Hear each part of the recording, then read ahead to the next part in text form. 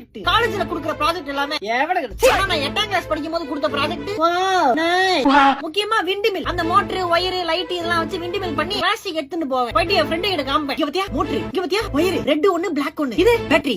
நான் எப்படி இந்த ஒயர் கயிறு எல்லாம் வச்சு கனெக்ஷன் கொடுத்தேன் நான் காம்பேன். அவன் எப்படி அதெல்லாம் பண்ணான்னு சொல்லிட்டு என்கிட்ட காம்பான். பிரிச்சு பிரிச்சு மாட்டுவோம், லைட் கனெக்ஷன் எல்லாம் கொடுப்போம்.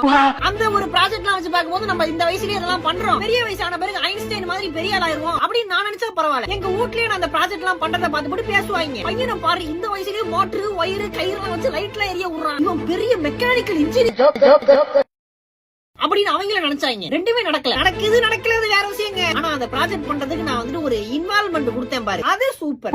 அப்புறமேட்டு இது பண்ணிருப்பீங்க, வேல்கனோ பண்ணிருக்கியா, அதான் எரிமலை, அது பேக்கிங் சோடாவாது. அந்த சோடா மாவை எடுத்து ஓட்டாக்குள்ள அப்படி போடும்போது பொங்கும் பொங்கு ஆனந்தமா இருக்கும் ஐயா. இன்னொன்னு சொல்றேன், நிறைய பேர் பண்ணிருக்க மாட்டீங்க, நான் பண்ணேன். இது பூச்சி இருக்குல்ல, அந்த பூச்சி எல்லாம் புடிச்சு போஸ்ட் மார்ட்டம் பண்ணி அட்டை பாக்ஸ்ல ஒட்டணும். ஒரு